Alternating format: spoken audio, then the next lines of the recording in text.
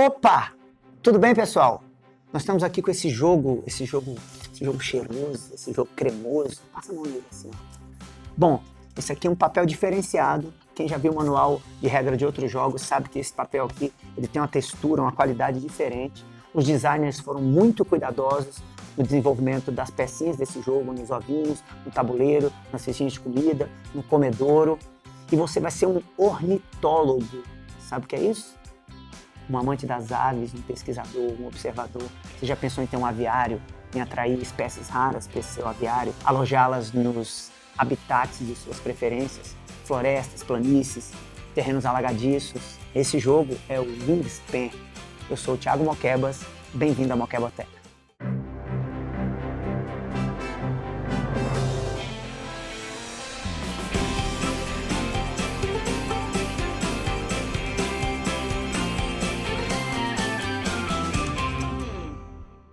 Esse é o Wingspan, foi lançado agora em 2019, desenvolvido por Elizabeth Hargrave. É um jogo que pode ser jogado de 1 a 5 pessoas, porque agora os jogos costumam ter essa opção de modo solo e dura de 40 a 70 minutos. Eu vou apresentar as regras para vocês, mas primeiro vamos conhecer os componentes do jogo.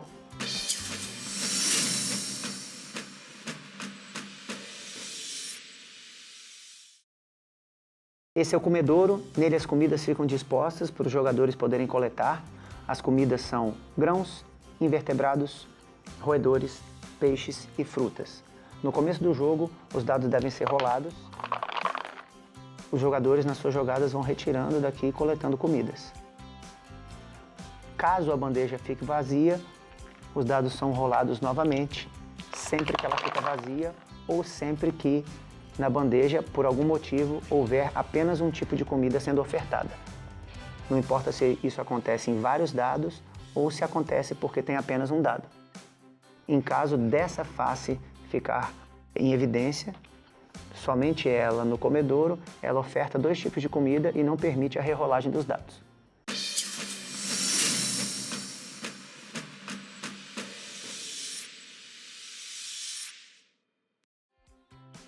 Cada carta do baralho vai apresentar as seguintes informações: nome da ave, o nome científico, os habitats de sua preferência, o tipo de comida necessário para atraí-la para o seu viveiro, o número de pontos de vitória que ela vai dar no final, o tipo de ninho que ela tem, isso é importante para as missões e para as cartas bônus, e a quantidade de ovos que esse ninho suporta.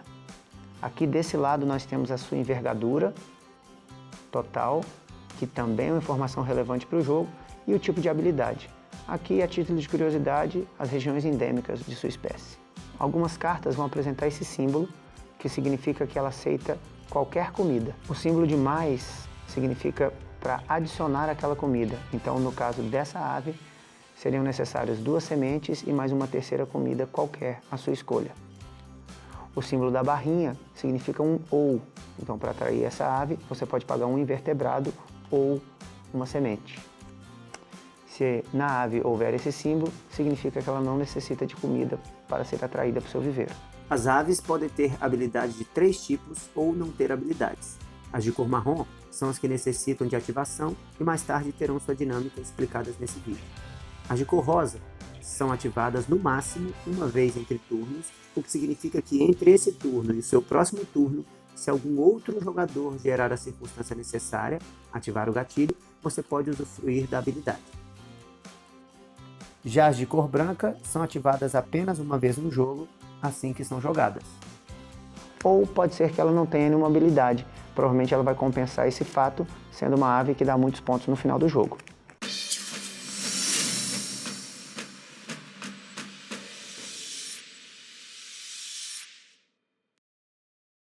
As cartas bônus são uma forma extra de pontuar no final do jogo.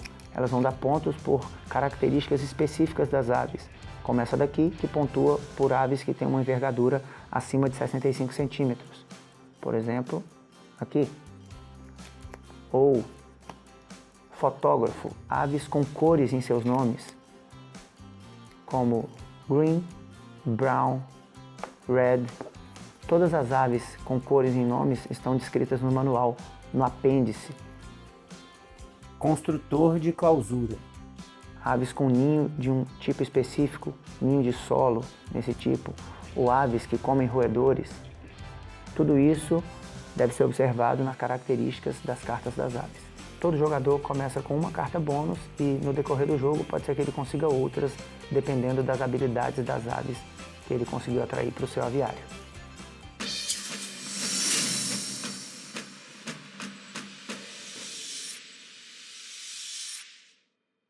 Essas são as missões de final de rodada.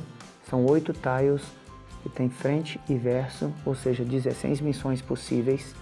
E cada uma vai pontuar, vai te fazer pontuar no final da rodada por algum critério. Nesse caso, ovos no terreno alagadiço, no pântano. Ovos em ninho de solo. Ovos em planície. Total de aves no seu aviário. Total de aves no terreno de floresta e assim por diante. Você pode pesquisar qualquer um desses significados no apêndice também.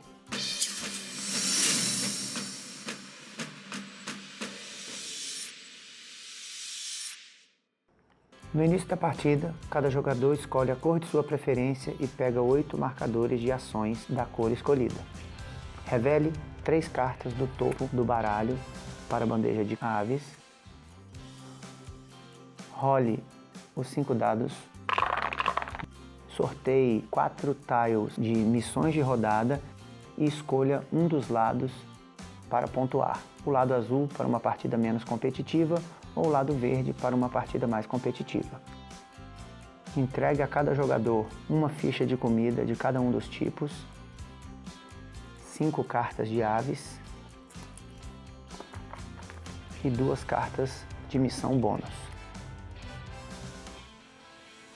Para iniciar a partida, cada jogador deve escolher uma das suas cartas bônus para permanecer e a outra para descartar.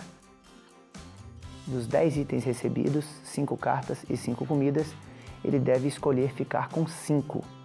Ou seja, ele pode jogar todas as cartas fora e ficar com as 5 comidas, ou jogar as 5 comidas fora e ficar com as 5 cartas. O que costuma acontecer é o jogador ficar com 2 comidas e 3 cartas, ou 3 comidas e 2 cartas, mas fique à vontade para escolher a sua combinação de mão inicial. Então vamos agora às ações do jogo. Nós temos 4 ações que são jogar uma ave ou realizar a ação de algum dos habitats, ganhar comida nas florestas, botar ovos na região de planícies ou comprar cartas na região de terrenos alagadiços. Vamos começar por jogar ave. O jogador deve escolher em qual coluna ele vai querer jogar essa ave. Cada coluna tem um custo e o jogador sempre deve escolher a coluna mais à esquerda de cada um dos habitats. Nesse exemplo, como não há nenhuma ave em nenhum dos habitats, o jogador deveria escolher a primeira coluna. Nesse outro exemplo, caso um jogador queira jogar uma ave no terreno de floresta, ele deve posicionar seu cubo na terceira coluna, pois essa é a casa mais à esquerda dentro desse habitat que permanece vazia. Caso o jogador queira jogar uma ave no terreno de planície, ele deve posicionar seu cubo, nesse exemplo, na segunda coluna, pois essa é a casa mais à esquerda dentro desse habitat que permanece livre. Se fosse em terreno alagadiço, nesse caso, ele deveria colocar seu cubo de ação na quarta coluna. Lembrando que, além do custo da carta, o jogador deve pagar também o custo da ação, ou seja, na quarta coluna, a ação custa 2 ovos, que ele pode retirar de qualquer ave que já esteja em seu território de jogo. Por exemplo, uma daqui e outra daqui. Ele fica livre para fazer essa escolha. E pagar, nesse caso, 2 sementes e uma fruta. Devolver essas fichas de comida ao estoque do jogo. Posicionar a ave no habitat de sua escolha e mover o cubo de ação para a esquerda no seu tabuleiro. Assim, ele passa a jogada para o jogador à sua esquerda. Ação de ganhar comida. O jogador deve colocar o seu cubo de ação na casa mais à esquerda dentro do habitat floresta. Nesse caso, como todos estão vazios, ele deveria colocar seu cubo na primeira casa à esquerda e recolher do comedouro um cubo de comida. Então ele retira esse cubo, a sua escolha do comedouro, pega a ficha de comida e adiciona ao seu estoque. Nesse outro exemplo, ao posicionar o seu cubo de ação na casa mais à esquerda dentro desse habitat, ele recolhe uma comida do comedouro e faz a opção de poder trocar uma carta de sua mão por uma segunda comida do comedouro. Lembrando, ele pode fazer essa troca apenas uma vez. Se houver 4 cartas na sua mão, ele não poderia trocar as 4 por 4 novas comidas do comedouro. Nessa terceira casa, ele pega 2 dados do comedouro. Na quarta casa, 2 dados e pode ainda optar por trocar uma carta por um terceiro dado. Na quinta casa, 3 dados. E caso esse habitat esteja completo, ele vai pegar aqui no cantinho 3 dados de comida e optar por trocar uma carta por um quarto dado. Ação de botar ovos. O jogador deve posicionar no habitat das planícies o seu cubo de ação na casa mais à esquerda que ainda estiver livre. Nessa primeira casa, ele deve colocar 2 ovos, mas cuidado, cada ave tem especificada a quantidade de ovos suportada pelo seu ninho. Nesse caso, os 2 ovos, nenhum poderia entrar nessa ave, porque ela já tem sua capacidade estourada. Nessa daqui ainda poderia suportar mais 3 ovos e essa daqui poderia suportar mais um ovo. Lembrando que ele não é obrigado a colocar todos os ovos no mesmo ninho, então ele poderia colocar um aqui e um outro aqui. Nesse outro exemplo, ele poderia colocar 2 ovos e trocar uma comida qualquer para colocar também um terceiro ovo. Caso essa casa esteja ocupada, ele poderia colocar na terceira casa 3 ovos, ou, por exemplo, na quarta casa, 3 ovos e trocar uma comida por um quarto ovo. A mecânica segue de forma análoga ao habitat anterior. A última ação é a de comprar cartas. No habitat de terreno alagadiço, o jogador posiciona seu cubo na casa livre mais à esquerda e compra o número de cartas indicado. Nessa primeira casa, uma carta. Nessa segunda casa, uma carta e ainda pode trocar um ovo de qualquer uma de suas aves para comprar uma segunda carta e assim sucessivamente. 2 cartas e a troca de um ovo por uma terceira, 3 cartas e 3 cartas ou um ovo por uma quarta. Toda vez que um jogador ativar a ação de algum habitat, ele deve, em seguida, ir deslizando seu cubo de ação para as casas à esquerda, uma a uma, podendo ou não ativar a habilidade daquela ave. Nesse exemplo, ao deslizar para cá, essa ave permite que ele olhe uma carta do baralho e caso a envergadura dessa ave seja menor do que 100 centímetros, ele deve guardar essa ave embaixo dessa carta. Isso é uma habilidade de predador. É como se essa ave tivesse acabado de predar uma ave pequena. No exemplo, dei sorte e capturei uma ave de 23 centímetros. Agora deslizo de novo para a esquerda e ativo a habilidade dessa outra. Compre 2 cartas, se o fizer, descarte uma carta na sua mão no final do turno. Compro, descarto e encerro a jogada deslizando o cubo de ação para a última casa vazia. Nesse outro exemplo, deslizamos para a esquerda e ativamos essa habilidade. Enfie uma carta de sua mão embaixo dessa ave. Se o fizer, compre uma carta. Toda vez que um jogador puder comprar uma carta, ele pode escolher pegar uma carta da bandeja ou uma carta fechada do baralho. Nesse caso, eu vou escolher pegar uma carta da bandeja. O lugar vazio na bandeja não é preenchido assim que a carta é retirada, porque pode ser que uma outra ave nesse mesmo habitat me forneça mais cartas. Então, eu vou ficar com as mesmas opções para retirar carta da bandeja ou carta do baralho. Somente no final do meu turno, com o início do turno do jogador seguinte, é que as cartas devem ser repostas. As cartas com habilidade branca não podem ser ativadas, ela só é ativada uma vez assim que a carta é jogada. As cartas com habilidade rosa só são ativadas por outros jogadores e nunca no meu turno.